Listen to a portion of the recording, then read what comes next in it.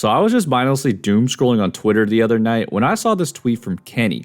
Yeah, I couldn't really believe it either, so I had to do some investigation. And it's actually true, for the most part. Patrick Williams, who's 6'7", is 2 for 7 on dunks so far this young season. Now, I know that it's only the first month of the season, so I wanted to go back and see if this was a real thing. So here's what I found. This is a chart of all starting small forwards' dunk success rate over the last 2 seasons, with dunk attempts on the x-axis and dunk percentage on the y-axis. This is Patrick Williams, with his dunk percentage at 74%. To put things in perspective, the chance of Patrick Williams making the dunk is the same as Jarrett Allen taking a free throw. And not only is he missing dunks, he takes a lot of them as well. So what the hell is going on? I think it really comes down to a couple things. First, Williams can't jump as high as he thinks he can. On some of these, he's in the dunker spot, so he's in a standing position before trying to elevate and dunk it. You'll notice how he'll hang on the rim as he's trying to dunk it because he's not getting high enough. Notice how when Williams goes up, the ball is barely up over the rim.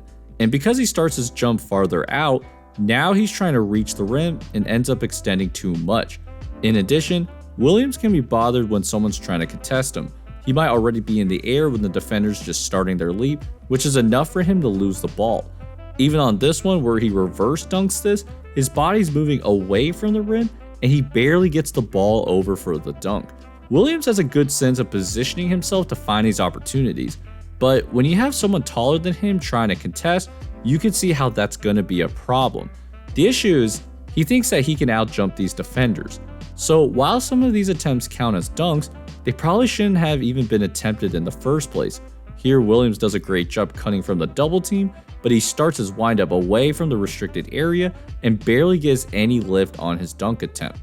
At times, I think Williams is looking for the highlight play, and while he should have the tools to pull these off, his confidence in those tools makes him naive from what's really coming, especially when he's beating his man off the dribble.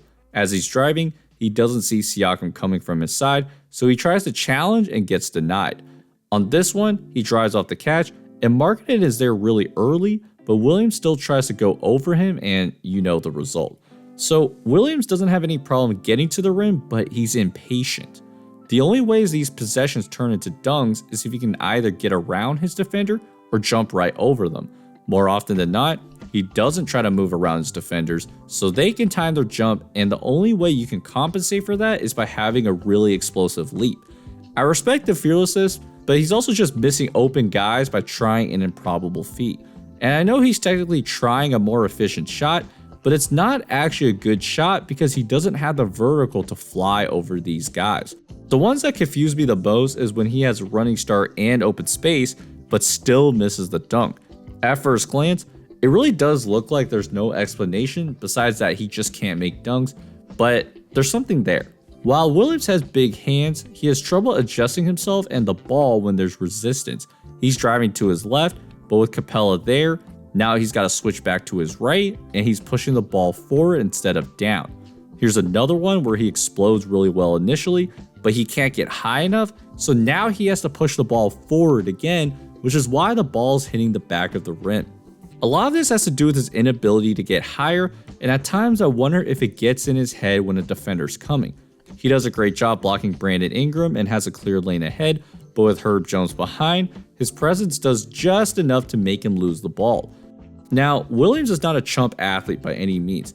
He has great initial step explosion and has shown at times that he can really throw it down, which is why his inconsistency is so appalling to me.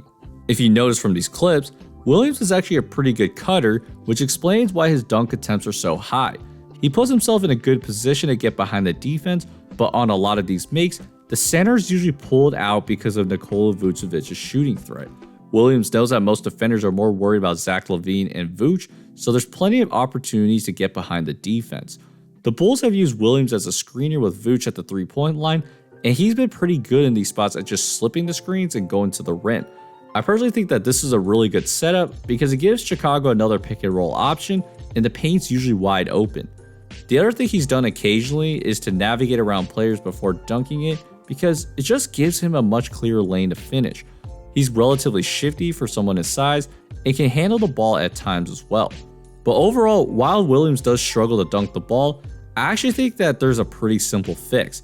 It's crazy to have to draw a place for someone to dunk the ball properly, but Billy Donovan totally could by pushing Vucevic to be more of a passer and run more design cuts for Williams.